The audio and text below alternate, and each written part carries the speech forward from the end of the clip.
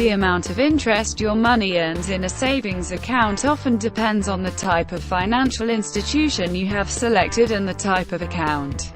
Banks and credit unions are different animals. While banks are commercial businesses, credit unions are typically non-profit cooperative organizations that are organized for specific groups of people.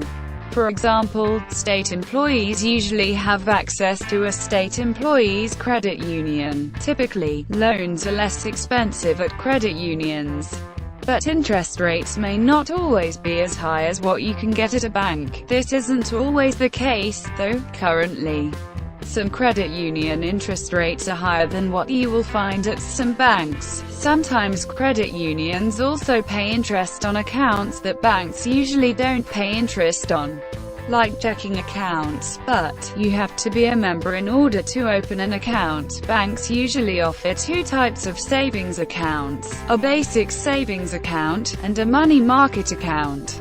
The basic savings account, sometimes called a passbook savings account, will usually have either no minimum balance requirement or a low one, but will offer a very low interest rate, meaning your money won't earn that much. In April 2004, the average interest rate at banks for basic savings accounts was less than 1%.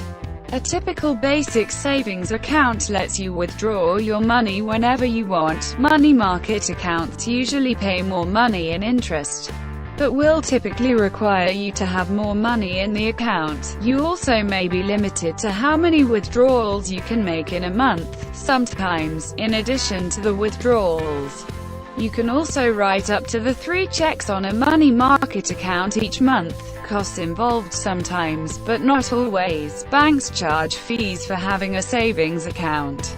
The fee may be low, like $1 a month, or it may be higher, or it could even be based on your balance. For this reason, you should always shop around and compare what different banks are offering. Things you should look at include fees and services charges on the account, minimum balance requirements. Some banks charge a fee only if you don't keep a certain amount of money in your account at all times. Interest rate paid on your balance. What happens once you have a savings account?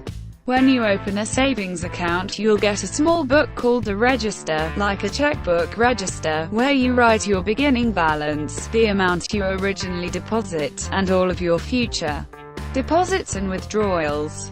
This tool helps you keep track of how much money you have. Each month, your bank or credit union will send you a statement of your account, either in the mail or by email if you prefer. The statement will list all of your transactions as well as any fees charged to your account and interest your money has earned. In order to make sure you didn't forget to write down any withdrawals and/or deposits, and also to double-check the bank's activities, you should go through each entry in your register and compare it with the bank statement. They should match up. This is referred to as reconciling your account. If they don't, you'll need to find your mistake and correct it in your register, unless it is a bank error. But that isn't very common. The only other thing is to remember to make deposits into your account and sit back and watch your money grow.